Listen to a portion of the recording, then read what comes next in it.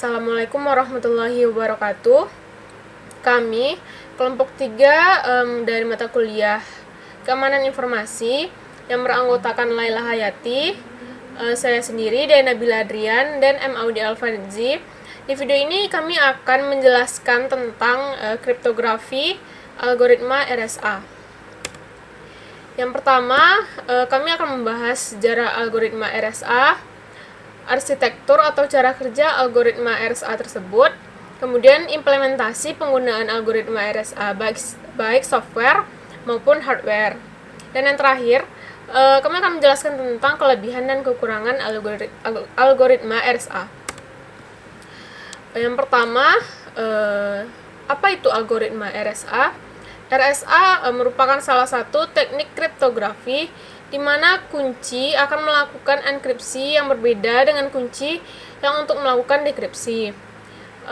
RSA ini merupakan algoritma pertama yang cocok untuk digital signature seperti halnya enkripsi, dan salah satu yang paling maju dalam bidang kriptografi public key.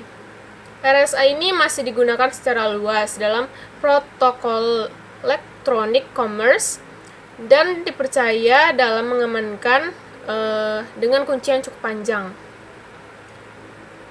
RSA ini ditemukan pertama kali pada tahun 1977 oleh Ron Rivers, Adi Shamir, dan Leonard Edelman. Nama RSA sendiri diambil dari nama ketiga penemunya tersebut, yaitu diambil dari R-nya diambil dari Rivers, S-nya diambil dari Shamir, dan A-nya diambil dari Edelman. Ini dia penemu RSA, Ron Rivers, Adi Shamir, dan Leonard Edelman.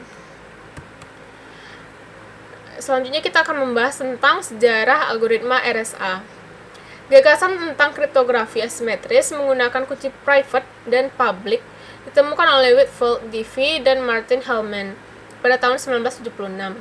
Namun, mereka meninggalkan metode ini karena sulit untuk membuat fungsi satu arah. Hal ini karena kemungkinan besar sulit melakukan faktorisasi bilangan tidak dipelajari dengan baik pada saat itu. Pada tahun 1977, Ron Rivers, Adi Shamir, dan Leonard Edelman di Massachusetts Institute of Technology melakukan beberapa upaya selama setahun untuk menciptakan fungsi satu arah yang sulit untuk dibalikkan. Algoritma ini sekarang dikenal sebagai RSA yang merupakan inisial dari nama mereka dalam urutan yang sama.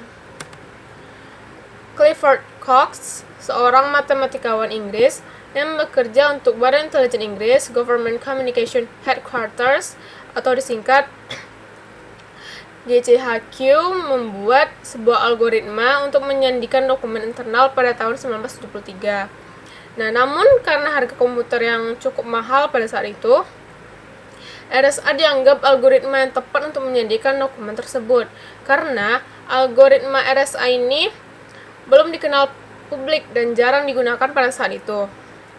Sehingga pada tahun 1997, dokumen yang telah disandikannya baru dapat dibuka sandinya. Ini berarti selama 24 tahun dokumen tersebut aman dengan menggunakan enkripsi RSA. Kemudian pada tahun 1997, algoritma turunan dari RSA ini pun mulai dikenalkan dengan nama Kit RSA. Kit RSA ini merupakan algoritma yang menggunakan kunci publik yang sederhana dan dirancang untuk tujuan pendidikan. Selanjutnya, gimana cara kerja algoritma RSA ini? Pada dasarnya, cara kerja algoritma ini sangat sederhana, yaitu pengirim pesan bisa menyandikan pesannya dengan menggunakan kunci yang dia punya. Kunci yang dia punya ini tidak dapat digunakan untuk membuka pesan kembali, karena fungsi dari kuncinya ini cuma untuk menyandikan pesan. Yang dapat membuka sandi dari pesan tersebut cuma penerima yang dialamatkan dengan menggunakan kunci yang hanya dimiliki olehnya. Keamanan algoritma RSA ini terletak pada sulitnya memfaktorkan bilangan yang besar menjadi faktor-faktor prima. Pemfaktoran ini dilakukan untuk memperoleh kunci private. Selama pemfaktoran, bilangan besar menjadi faktor-faktor prima yang belum ditemukan algoritma yang mampus, maka selama itu pula keadaan algoritma RSA tetap terjamin. Cara kerja algoritma yang pertama yaitu proses pembuatan kuncinya, kemudian proses enkripsi pesannya, dan yang terakhir proses dekripsi pesannya. Yang pada proses pembuatan kunci ini, dalam membuat suatu sandi, RSA mempunyai cara kerja dalam membuat kunci public dan kunci private dengan sebagai berikut. Yang pertama, menentukan dua buah bilangan prima untuk P dan Q. Kemudian mendapatkan nilai N yang rumusnya N sama dengan P kali Q. Yang ketiga, kemudian kita harus mendapatkan nilai M. Rumusnya M sama dengan P dikurang 1 dikali Q dikurang 1. Angka keempat, pilih kunci publik E yang relatif prima terhadap M. Kemudian yang kelima, kita menentukan nilai D dengan syarat D sama dengan D kali E mod atau modulus M sama dengan 1. Dan dari proses di atas, maka akan mendapatkan kunci publik dan kunci private, yaitu kunci publik E dan N, kunci private D dan N. Yang langkah kedua yaitu proses enkripsi pesan. Enkripsi ini adalah bagian inti dari kriptografi, karena pada tahap inilah terdapat proses mengubah pesan asli menjadi bentuk sandi. Tahapannya yaitu pertama, ambil kunci publik penerima pesan E dan modulus N. Kemudian menyatakan plaintext M menjadi blok-blok M1, M2, dan seterusnya. Sedemikian sehingga setiap blok itu merepresentasikan nilai di dalam selang 0 sampai N dikurang 1. Kemudian setiap blok MI dienkripsi menjadi blok CI dengan rumus MI sama dengan CI pangkat E modulus N. Kemudian terakhir yaitu proses dekripsi pesan. Dekripsi adalah proses mengembalikan teks yang sebelumnya udah kita enkripsi atau berubah menjadi sandi, kemudian menjadi bentuk pesan yang asli. Proses dekripsi menggunakan persamaan yaitu M1 sama dengan CI pangkat D modulus N. Dari uraian tersebut, maka kita dapat beberapa komponen dalam menggunakan algoritma ini, yaitu P dan Q adalah bilangan prima, N yaitu hasil dari P dikali Q, kemudian M hasil dari P dikurang 1 kali Q dikurang 1, kemudian E itu merupakan kunci enkripsi atau publik. Nah, ini nih yang P dan Q itu bersifat rahasia, yang N tidak rahasia, M rahasia, dan E itu tidak rahasia. Misalnya, contoh A akan dibangkitkan kunci publiknya dan kunci privat milik A itu. Kemudian A memilih bilangan P 47 dan Q 71, di mana kedua bilangan ini merupakan bilangan prima. Selanjutnya A menghitung nilai N, yaitu P dikali Q 47 dikali 71, hasilnya 3337, dan quotient N P dikurang 1 47 dikurang 1 dikali 71 dikurang 1 yang hasilnya 3220. Kemudian A memilih sembarang bilangan itu dan A memilih kunci publik E 79 dengan cara 79 relatif prima dengan bilangan 3220. Kemudian A mengumumkan nilai E dan N. Selanjutnya A menghitung kunci dekripsi D, yang mana cara mencarinya yaitu 1 ditambah K dikali 3220 dibagi 79. Dengan mencoba nilai K ini mulai dari 1, 2, 3, dan seterusnya, diperoleh nilai D yang bulat adalah 1019. Nah, 1019 ini adalah kunci privat untuk mendekripsikan pesan. Tapi kunci ini harus dirahasiakan oleh A. Dari sini kita dapat kunci publiknya yaitu E 79, N 3337, dan kunci privatnya D 1019 dan N 3337. Dan kemudian misalnya B mengirim pesan kepada A. Pesannya dalam bentuk plain text yang akan dikirimkan oleh A, yaitu adalah M hari ini misalnya, atau dalam sistem desimal pengkodean ASCII adalah 7265827332 73, 78, 73. Nah, kemudian B ini memecah M menjadi blok yang lebih kecil lagi. Misalnya M dipecah menjadi 6 blok atau dibagi menjadi 6 blok yang berukuran 3 digit masing-masing M-nya. Yaitu M1 726, M2 582, M3 733, M4 273, M5 787, kemudian M6 003. Nah, nilai-nilai M1 ini masih terletak dalam selang 0 sampai 3337 dikurang 1 agar transformasi menjadi 1 ke 1 atau 1 to 1. Kemudian B ini mengetahui kunci publik dari A adalah E-nya yaitu 79 dan N 3337. A ini dapat mengenkripsikan setiap blok plaintext sebagai berikut, yang mana C1-nya 72679 modulus 3337 adalah 215. Kemudian C2 58279 mod 3337 yaitu 776. C3 73379 mod 3337 yaitu hasilnya 1743. C4 27379 modulus 3337 sama dengan 933.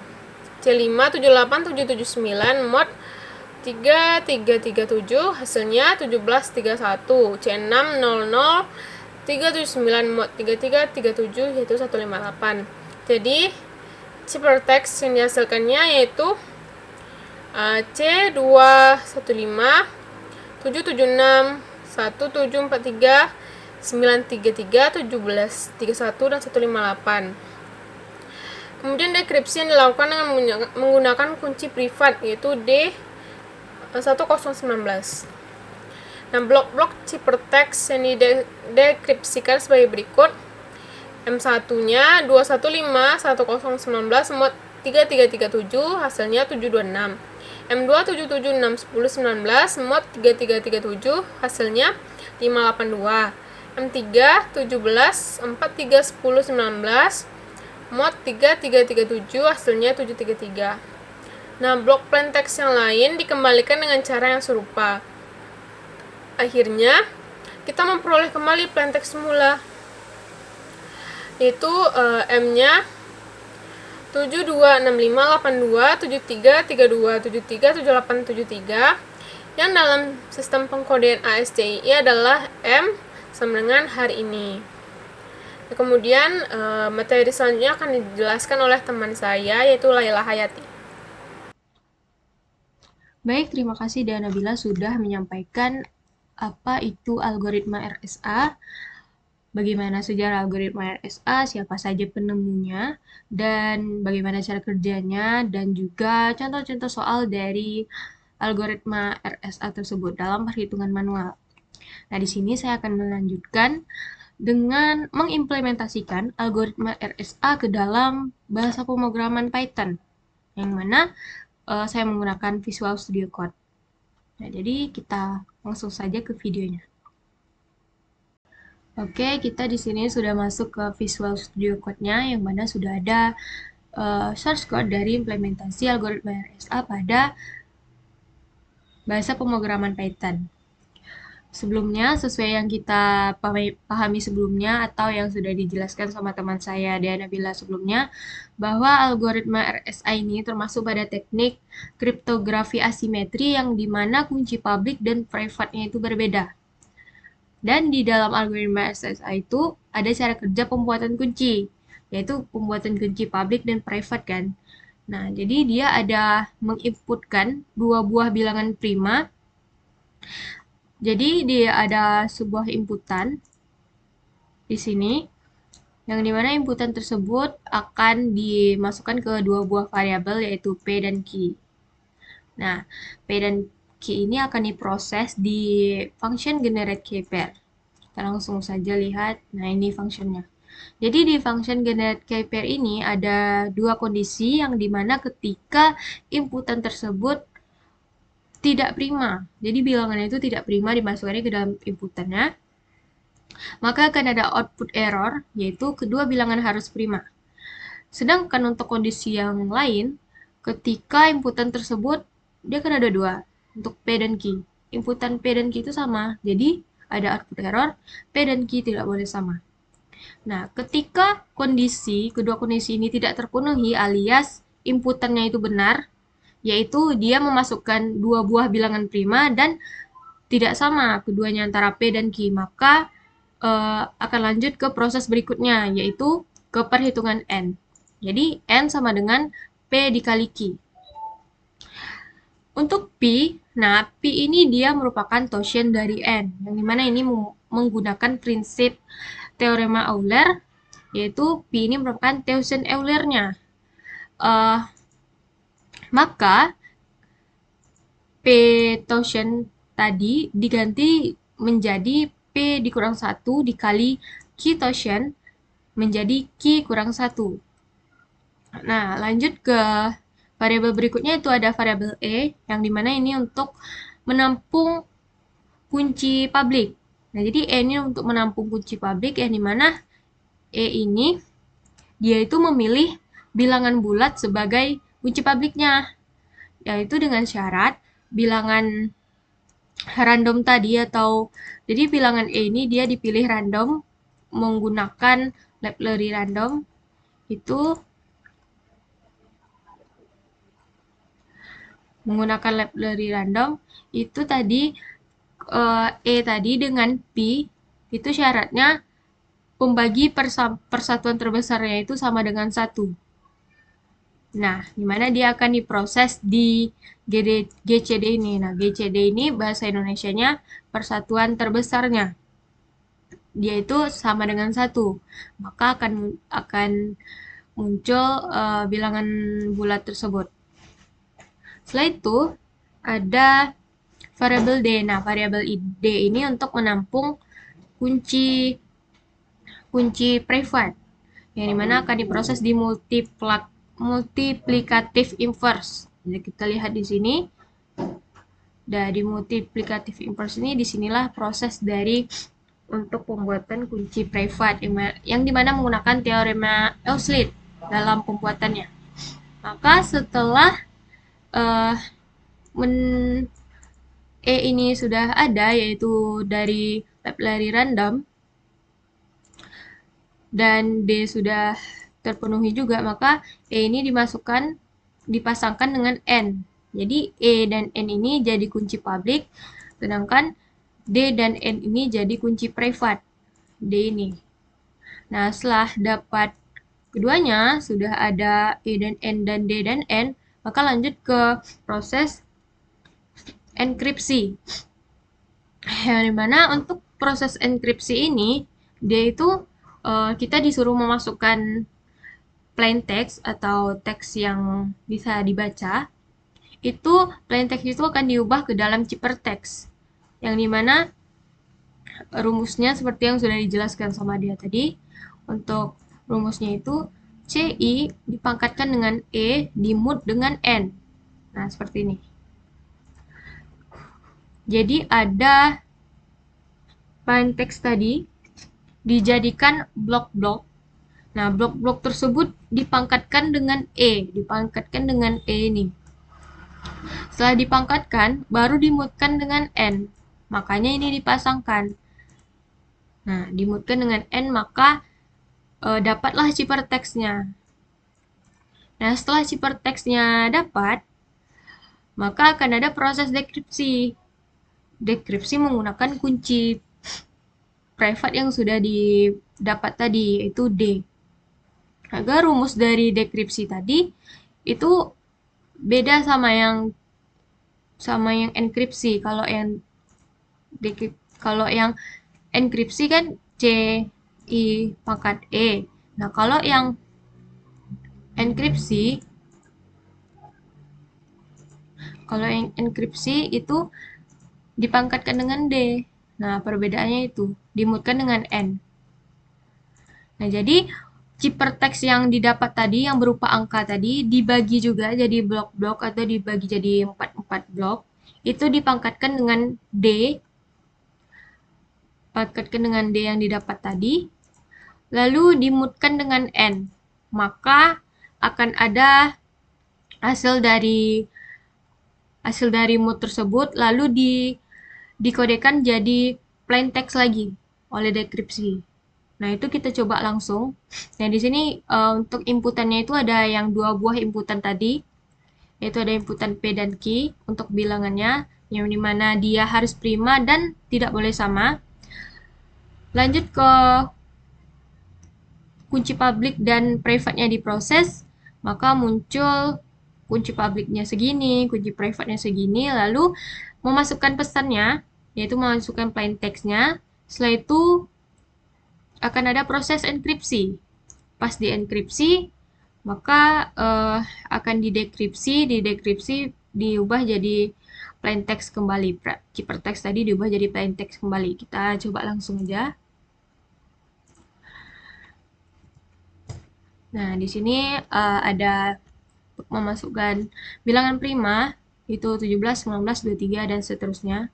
Nah, di sini saya akan coba seperti yang sudah teman saya Diana Bila coba contoh soal di sebelumnya, yaitu dia memasukkan P dan Q-nya itu untuk bilangan P-nya 47 dan bilangan Q-nya 71. Nah, kita coba samakan. Nah, di sini dapatlah kunci publiknya itu 2281 dan 337. 2281 ini merupakan E yang tadi. Nih, E yang tadi. Dapatnya dari random. Di random, tapi syaratnya pembagi persatuan terbesarnya itu sama dengan 1 di antara dengan Pi. Di antara Pi tadi sama dengan 1. Kan diprosesnya di GCD ini. Nah, syaratnya itu. Tapi dia random kan angkanya. Dibuat sama random range. Setelah itu 337 ini N. Nah, 337 N ini hasil dari N sama dengan P dikali Q. Nah, jadi P47 dikali 71 hasilnya 3337.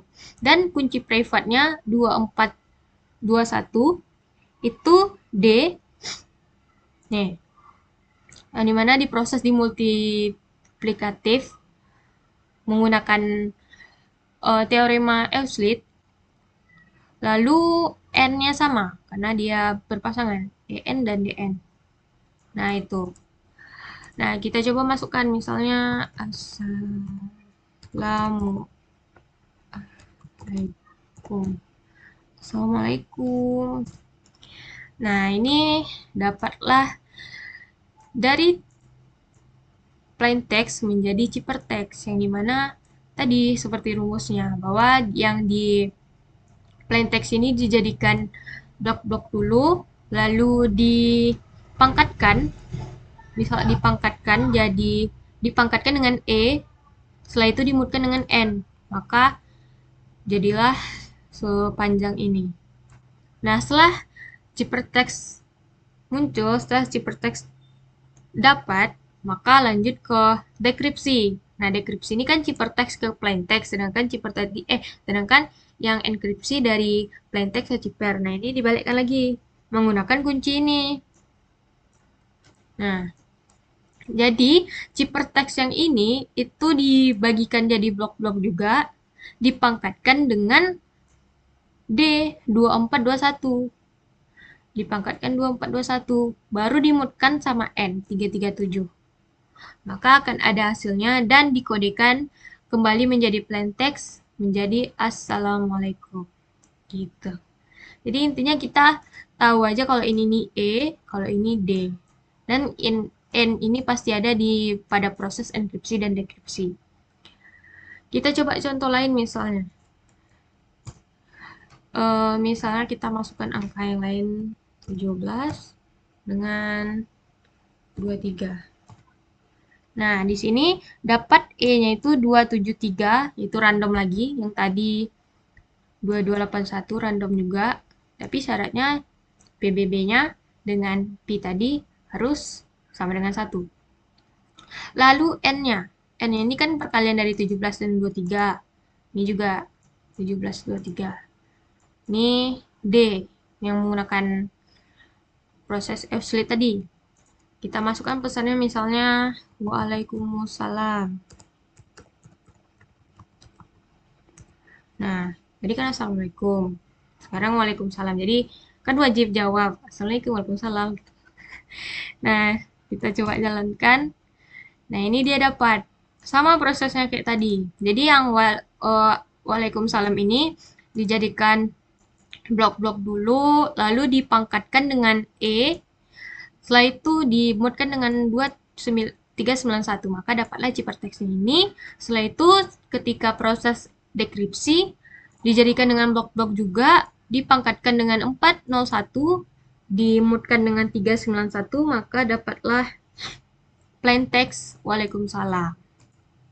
Nah, itu. Mungkin itu saja yang dapat saya sampaikan untuk implementasi algoritma RSA pada bahasa pemrograman Python. Lebih dan kurang mohon maaf, akan dilanjutkan oleh Audi Alfaridzi. Oke, selanjutnya yaitu implementasi algoritma RSA. Yang pertama yaitu hardware. Untuk yang hardware pertamanya, implementasi RSA dapat ditemukan pada sistem autentikasi data dan pembuatan tanda tangan digital pada komputer. Dan yang kedua, pada tingkat perangkat keras, RSA banyak digunakan pada telepon yang mempunyai sistem pengaman dari penyadapan, kartu jaringan Ethernet, dan pada kartu cerdas. Untuk yang software, pertama, RSA banyak dipakai oleh banyak perangkat lunak di dunia. Contohnya pada program browser internet, MS Internet Explorer, dan Netscape. Kedua, perangkat lunak implementasi RSA dengan pemangkit bilangan prima secara opsional telah berhasil dirancang. Dari hasil rancangan diketahui perangkat lunak memiliki dua fitur fungsional, yaitu generate prima dan enkripsi dan deskripsi RSA. Setelah itu, kelebihan dan kekurangan algoritma RSA. Yang pertama kelebihan. Yang pertama yaitu tingkat keamanan berlapis karena memiliki dua kunci yang berbeda pada proses enkripsi dan deskripsinya. Yang kedua, dapat digunakan sebagai tanda tangan digital sehingga penyangkalan terhadap suatu aksi dapat dicegah. Tiga, distribusi kunci yang menjadi lebih mudah karena jalur aman untuk distribusi kunci tidak lagi diperlukan. Yang keempat, manajemen kunci menjadi lebih mudah karena tiap pelaku sistem informasi memiliki pasang kunci. Maka untuk N pelaku dibutuhkan total 2 N kunci saja. 5. Sulitnya memfaktorkan bilangan non-prima menjadi faktor prima. Setelah itu yang kekurangannya, yang pertama, ukuran cipher menjadi sekitar 2 kali lipat ukuran semula. Yang kedua, RSA lebih lambat daripada algoritma kriptografi kunci simetri seperti IIS dan AES. Yang ketiga, dalam praktek, RSA tidak digunakan untuk mengenkripsi pesan, tapi mengenkripsi kunci simetri atau kunci sesi dengan kunci publik penerima pesan. Yang keempat, pesan dienkripsi dengan algoritma simetri seperti DES dan AES. Yang kelima, pesan dan kunci simetri dikirim bersamaan. Yang keenam, penerima mendeskripsi kunci simetri dengan kunci lifatnya, lalu mendeskripsi pesan dengan kunci simetri tersebut. Nah, sekian hasil dari presentasi kami. Lebih dan kurang kami mohon maaf. Wabillahi taufiq wal hidayah. Assalamualaikum warahmatullahi wabarakatuh.